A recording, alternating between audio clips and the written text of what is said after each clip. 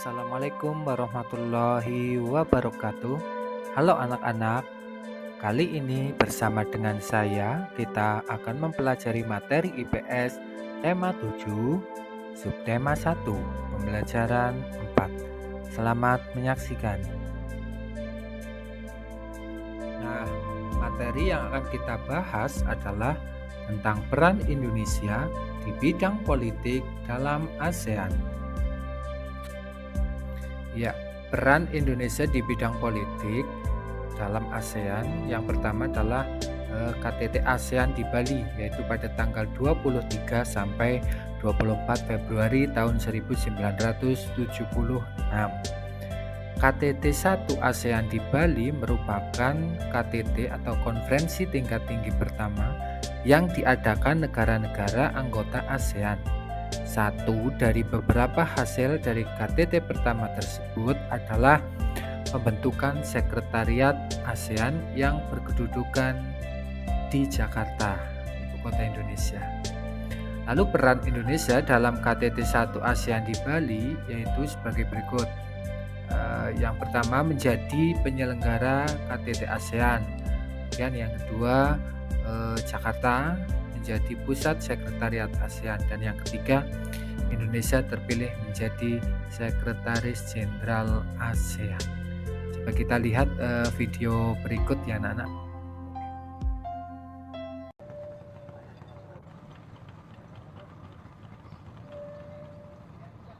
Konferensi tingkat tinggi atau KTT ASEAN Association of Southeast Asian Nations biasa juga disebut sebagai ASEAN Summit merupakan pertemuan tingkat tinggi para kepala negara pemerintahan negara anggota sebagai badan pengambil kebijakan tertinggi ASEAN.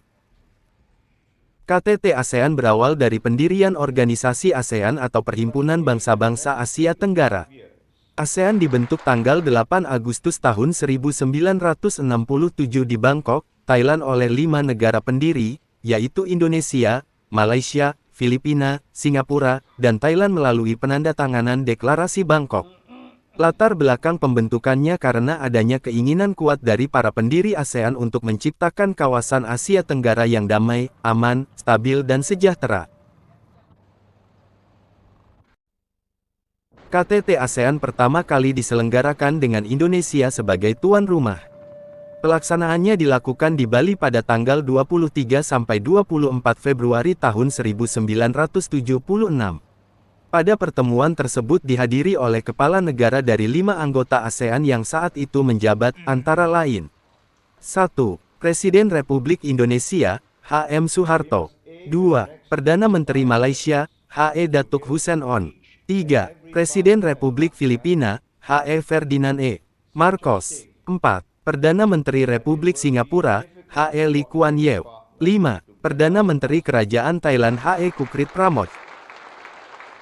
Para kepala pemerintahan membahas terkait cara dan sarana yang dapat dilakukan untuk memperkuat kerjasama di antara negara-negara anggota. Mereka meyakini bahwa penting bagi negara-negara anggota untuk beranjak ke tingkatan yang lebih tinggi khususnya pada kerjasama dalam bidang politik, ekonomi, sosial, budaya, ilmu pengetahuan dan teknologi. Selain itu, pada pertemuan KTT ASEAN pertama, para kepala negara juga menandatangani Traktat Persahabatan dan Kerjasama di Asia Tenggara dan Deklarasi ASEAN Concord yang juga dikenal sebagai Kesepakatan Bali Concord I.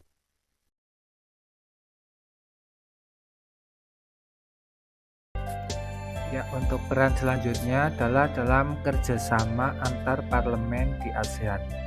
ASEAN Interparliamentary Organization atau yang biasa disingkat AIPO adalah badan yang didirikan untuk meningkatkan kerjasama antar parlemen negara-negara anggota ASEAN. Peran Indonesia dalam kerjasama antar parlemen di ASEAN yaitu sebagai berikut. Yang pertama, mengusulkan pembentukan kerjasama antar parlemen pada tahun 1974. Kemudian yang kedua, Indonesia bersama Thailand, Filipina, Singapura, dan Malaysia resmi mendirikan kerjasama antar parlemen yaitu pada tahun 1977. Coba kita lihat video berikut ya anak-anak. Presiden RI Joko Widodo menekankan pentingnya kerjasama pemerintah negara-negara ASEAN dengan parlemen di setiap negara untuk menyusun agenda ASEAN 2045. Hal tersebut disampaikan Jokowi dalam forum majelis antar parlemen ASEAN. Menurut Jokowi, para pemimpin ASEAN AIPA harus bisa memastikan ASEAN mampu lebih tanggap dan tangguh menghadapi tantangan yang ada. Dengan begitu ASEAN bisa menjadi pusat pertumbuhan dan menjadi kawasan yang aman, stabil, dan demokratis. Presiden Jokowi juga menekankan pentingnya memperkuat kolaborasi antara pemerintah dan parlemen. Hal tersebut bertujuan untuk menjaga stabilitas politik dan demokrasi guna menjamin ASEAN sebagai pusat pertumbuhan dunia. Jangka panjang peran parlemen juga sangat dibutuhkan untuk menyusun agenda ASEAN tahun 2045. Kita harus memastikan ASEAN mampu lebih tanggap dan resilient menghadapi tantangan sehingga menjadi pusat pertumbuhan dan menjadi kawasan yang aman, stabil, dan demokratis. Kolaborasi pemerintah dan parlemen harus diperkuat untuk menjaga dan memperkokoh stabilitas politik dan demokrasi guna menjamin ASEAN menjadi epicentrum of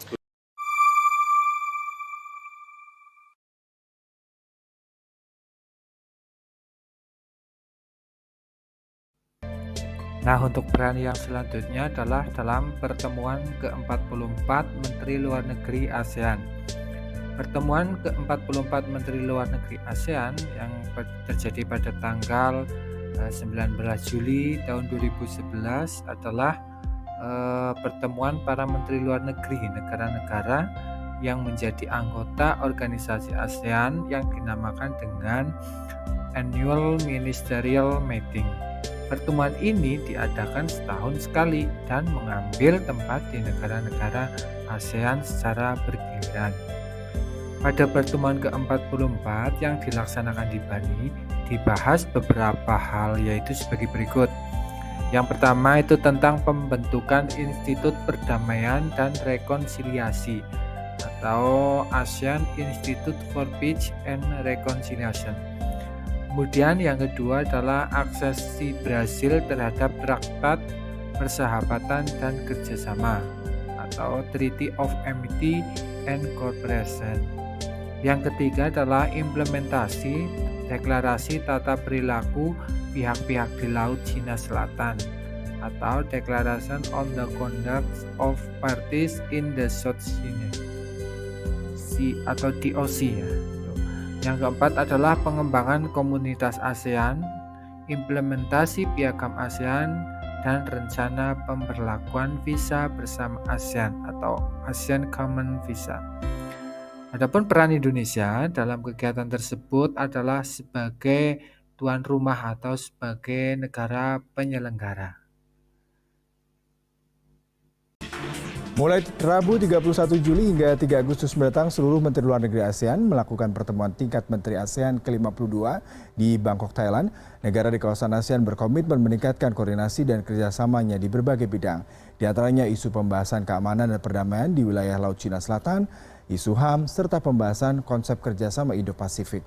Dibuka simbolis oleh Perdana Menteri Thailand Prayut Chan-o-cha, pertemuan tingkat Menteri Luar Negeri ASEAN kali ini mengusung tema Advancing Partnership for Sustainability atau peningkatan hubungan kemitraan yang berkelanjutan.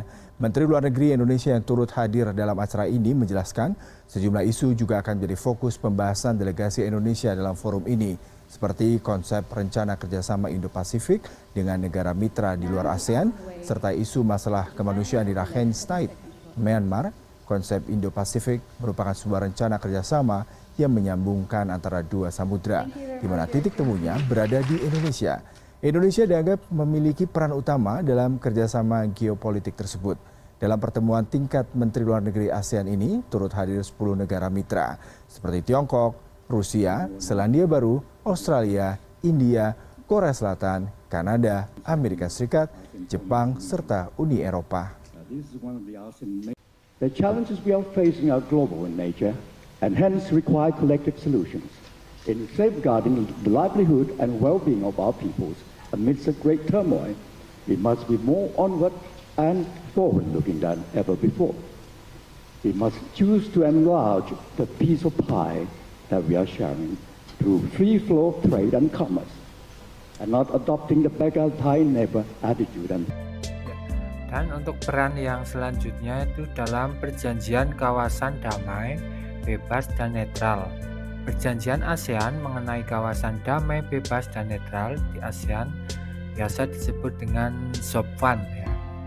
Perjanjian mengenai kawasan damai, bebas dan netral di ASEAN memiliki sebutan Deklarasi Kuala Lumpur karena perjanjian ini ditandatangani di Kuala Lumpur di negara Malaysia pada tanggal 27 November tahun 1971. Adapun peran Indonesia adalah sebagai tuan rumah dalam pembahasan SOPFAN tersebut. Ya, untuk selanjutnya adalah pertemuan rutin Menteri Pertahanan dan Keamanan ASEAN atau Defense Ministers Meeting. Adapun peran Indonesia adalah sebagai tuan rumah pada tahun 2023. Kementerian Pertahanan Republik Indonesia menjadi tuan rumah penyelenggaraan ASEAN Defense Minister Meeting yang ke-17 saudara. Dalam pidato pembukanya, Menteri Pertahanan Prabowo Subianto membahas langsung mengenai situasi di Gaza yang semakin memburuk. Menhan Prabowo Subianto menyampaikan Indonesia memiliki sikap tegas dan jelas mengenai perang Israel-Palestina, yakni mendesak agar upaya gencatan senjata harus berlanjut dan tercapai. Prabowo juga menegaskan komitmen Indonesia untuk bantuan kemanusiaan akan terus berlanjut dan diperluas, sekaligus mengajak negara-negara ASEAN melakukan langkah serupa sehingga dapat meringankan penderitaan rakyat Palestina. To emphasize that Indonesia is deeply saddened by the deteriorating situation in Gaza, particularly the horrid humanitarian conditions. Needless to say, we are closely monitoring developments in Gaza. Indonesia's stance is clear and firm. We push and we call for immediate cessation of hostilities and the immediate setting up of corridors for humanitarian assistance. Nah, anak-anak, kesimpulannya, apa saja peran Indonesia di bidang politik dalam ASEAN? Yang pertama, menjadi penyelenggara KTT ASEAN pertama di Bali. Kemudian yang kedua, mengusulkan pembentukan kerjasama antar parlemen. Dan yang ketiga, menjadi tuan rumah pertemuan Menteri Luar Negeri ASEAN. Selanjutnya, sebagai tuan rumah pembahasan perancangan SOPFAN dalam KTT 1 ASEAN. Nah, demikian tadi anak-anak peran Indonesia di bidang politik dalam ASEAN. Sekian dan terima kasih.